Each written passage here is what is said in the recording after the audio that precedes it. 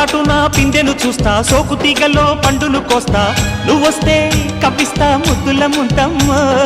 ఉక్కపోతకి ఊపిరి పోస్తా, పక్క మేకకు పంట కట్టిస్తా, ముద్దిస్తే బుక్కిస్తా మధ్యల మోతయ్యో. ఓలమ్మో పుకారులు షికారుగా రావమ్మో, ఎదలు ఎడెక్కిస్తే ఎట్టాబులమ్మో.